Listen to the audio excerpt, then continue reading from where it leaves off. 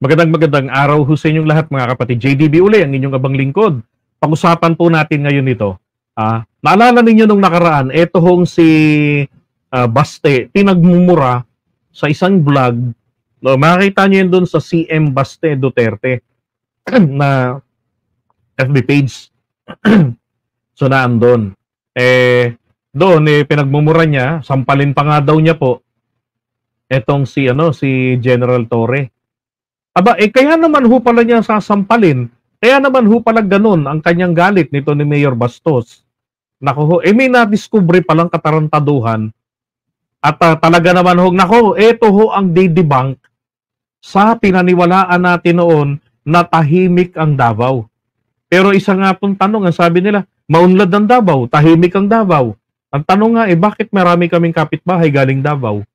Bakit dito sila naninirahan? 'Di ba?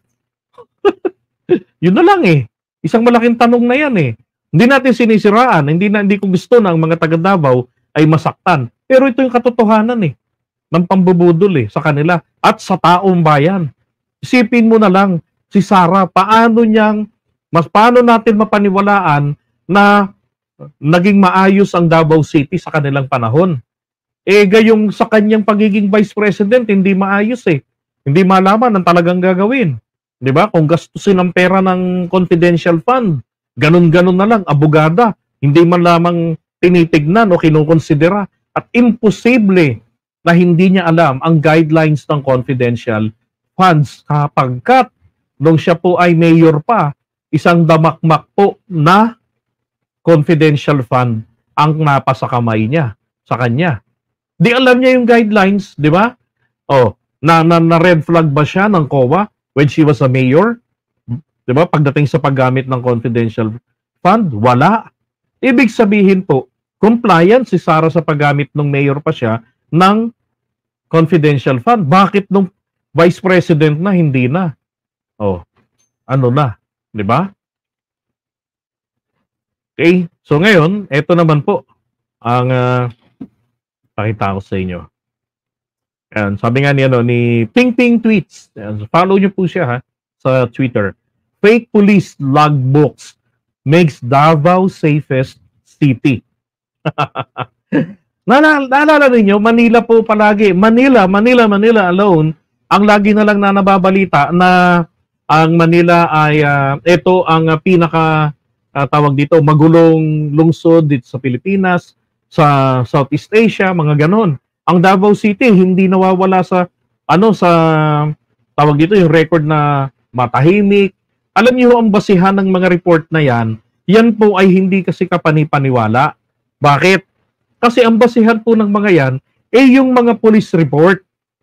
Kung ang inyong lungsod tapat kayo sa pagre-record ng mga insidente ng mga nangyayari, di ba? So ang ending nito, makakakuha kayo ng bad ranking because of your honesty. 'Di ba? Pero at least yung mamamayan ninyo, alam nila kung ano yung totoong kalagayan ng kanilang lugar. 'Di ba? So, rito ang sinasabi dito, dalawa po yung logbook. Ayan, dalawang logbook po. Yung isa ho, ang ginagawa nila diyan yung recording, tama yung record nila, accurate ito, yung isang record. Tapos meron silang isa pang record ulit, isang logbook, na kung saan yung 10, isa lang ang insidente. Tapos wala pang category. Ganon. Ayan sabi rito teka saglit.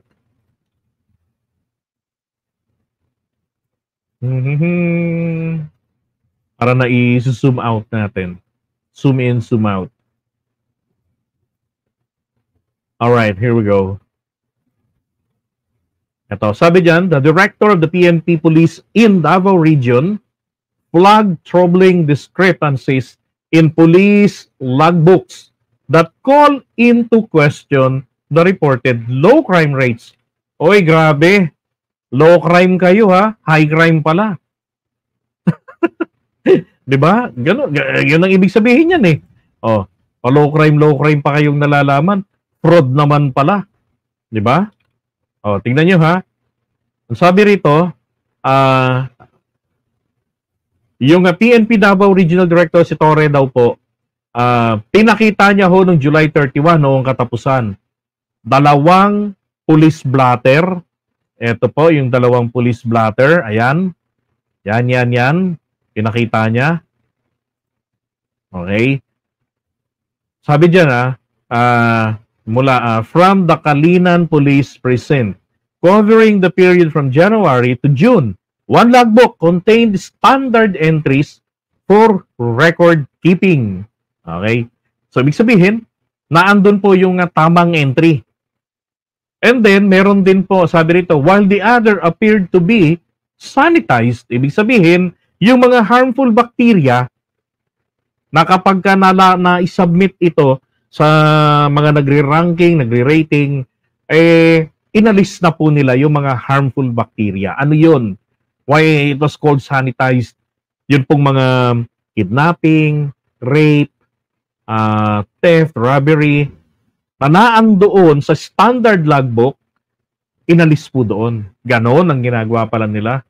Binabrush nila. So sabi niya rito kaya raw po siya nakapag-desisyon na alisin ang 17 police station commanders na siya pong ikinagalit nito ni Mayor Bastos. At sasampalin niya nga raw ang general na pinagtatawanan lang siya ni General Torre. Nasabi sa kanya, di ko napapatulan si Haring Bastos. Parang ano lang, sakla. Diba? Di ko napapatulan si Mayor. Pero iba yung nagbabanta sa itinutuloy ang kanyang banta. Ngayon, eto. Buwelta, kaya pala. Diba? Nilabas na. Ayan, this is why I decided to relieve all the police station commanders. They are not serving the people properly. The public deserves transparency in how police operate in their communities. Diba, isipin mo, pinaniwala kayo na tahimik yung lugar nyo. Tapos pagtawid ng dalaga sa kabilang kanto, nagahasa. At pagka nagahasa po, ano ho ang nangyayari kapag ka nag-report? Magugulat kayo mamaya. Ito pa, pupuntahan na natin yun. Ito sabi rito another sample na pinakita niya. He cited occurred on March 1 and March 2 involving a motorcycle that was reported missing in Kalinan. Kinabukasan daw po, ini-record uli. Anong nakalagay? Sa Talomo Police having been found. Hindi ho ba dapat i-update lang yung unang record, yung unang blotter na reference to the case number or incident number 123 123. Diba? Dapat ganun reference to case or incident 123. Ganito. No. Ano ho ba nangyari dyan sa motor na yan? Eto po. Ang sabi rito, it was reported found for record purposes. Tandaan niyo yung record purposes When in truth, it was a case of theft. Nakaw po. The vehicle was chopped up. Naku, tinutulpo-tulpo yung sasakyan. Pinaghimay-himay. Baka malamang binenta ito, pinarts out ito para maibenta.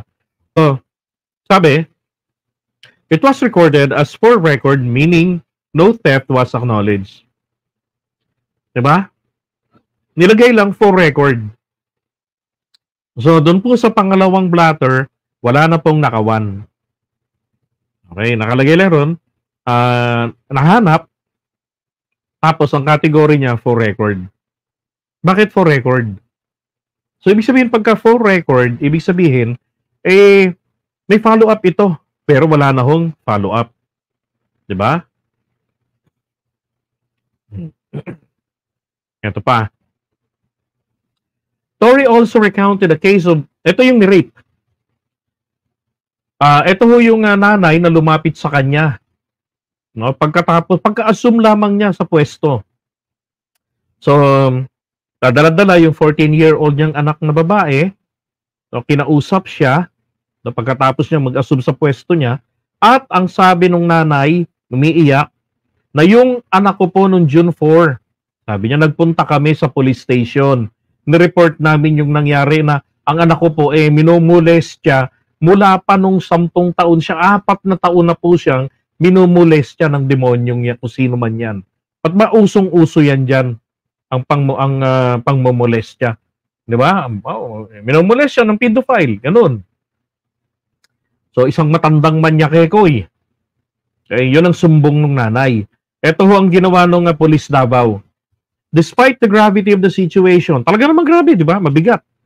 The police allegedly advised them to go home. Okay, sige po, Nay. Uwi po kayo. Amin na po yung phone number ninyo. Tapos, hintayin nyo na lamang pong maaresto namin yung suspect. Tama po ba yun? Dapat ang ginawa dyan ay simple lang. Diba? Kinunan nila, inanutong bata na to, ipinasa ito ron sa women's desk. Tapos, diba, tinulungan nila ito magpa-medico legal, tapos makunan ng sworn statement, pati ang nanay. Diba? Tama? Ganun po dapat ang ginawa. Bakit pinauwi? Yun po yung tanong rin dyan ni General. Is that how you handle a case? Bakit po naging kupal-kupal ang trabaho ng mga pulis? Diba? Alam nyo, kung kupal yung trabaho ng mga pulis, may kinalaman po yan, diba? Sa kung ano ang gustong gawin nila, ano ang gustong palitawin nila, base po yan sa dikta ng amo nila. Sino po ba ang amo ng mga pulis pag nasa mga LGU? Under sila ng mayor. Diba? Kaya nga dapat, inaalis po ang mga control ng mga LGU, ng mga mayor, dyan po sa mga pulis. Para saan pa yan ay pambansang pulisya? Tapos pag napunta na sa LGU, na-assign, nagiging pang pulisya ng mayor lang. Diba? Ito pa. Another incident daw po, ito. He highlighted involved a student who reported a theft. Ninakawan po ng cellphone sa loob ng classroom. Ano hong nakalagay sa police blotter? For record purposes. Ibig sabihin ng for record purposes, diba? Kumbaga, ano lang ito, wala talaga kayong kinikilala na ganito na nangyaring nakawan. Ayan. Additionally, a November 2023 entry showed 19 recorded cases. Take note, 19 recorded cases kasama yung pagnanakaw at pananakit, physical injuries. Pero sa kabilang logbook submitted to the Davao City Police reported only 3 cases. Wow! Tahimik ang Davao. Mapayapa ang Davao. Hindi mo alam, mapamayapa ka na lang pala dyan pag dyan ka tumira. Gala-gala ka sa gabi, akala mo talagang tahimik. Diba? Iyon pala, grabe pala ang krimen. Naniwala ka rin sa report. Kaya naman ho pala, maraming mga taga Davao naninirahan sa Kamaynilaan. Pero kung totoong tahimik at maunlad ang Davao, diba? Hindi nalalayas ang lugar nila yan. Magsusubiksik dito sa kasikip-sikip na Kamaynilaan. Sabi pa rito, based on the PNP Memorandum Circular in Davao, all crimes must be logged in a police blotter and forwarded to the DCPO following the Crime Information Reporting and Analysis System, CIRAS. And failure to comply with this protocol constitutes a criminal offense and can result in dismissal from service. Sipin nyo yun, yung mga kapulisan natin, walang bahala na lamang nila, matanggal sila sa pwesto, sa trabaho nila, pinaghirapan nila. Bakit? Kasi naman pala, kailangan palang pangalagaan, kailangan palang i-fraud ang kalinisan ng Davao, kumikinang, puting-puti. Talagang Duterte lang ang kailangan para sa kaunlaran ng Davao. Grabe. Yan ho yung dahilan kung bakit galit na galit siya itong si Basti Duterte kay General Torre. Kasi nga ho, nabuking. 'Di ba? DILG Secretary Abalos, kung umaksyon ho kayo rito, wag ho kayong, uy, Abalos, wag kang tutulog-tulog. 'Di ba? Wag tutulog-tulog sa pansitan. Oh, ang ating presidente, papakahirap magtrabaho. Tapos kayo, putragis, kukuya-kuya-koy. Oh, di ba? Eh kung hindi kukuya-kuya-koy si Abalos, anong petsa pa nung sinabihan ni Baste na sasampalin niya si General Torre? Anong nangyari ngayon? Hindi naman po tayo sinlaki ng Malaysia, ng Indonesia. Di ba? Hindi naman tayo ganun kalaki na mula sa dulo. Kaya pwedeng dahilan na, pasensya no, hindi agad sa akin nakarating, bagal ang internet eh. Tumawid pa ng dagat eh. Nag-aeroplano pa. O, tapos traffic. 'Di ba? Hindi naman tayo ganun kalawak kagaya ng Amerika o ng Australia, coast to coast. Kalahati halos ng kontinente. O sa Amerika, 'di ba? O. Ito imposible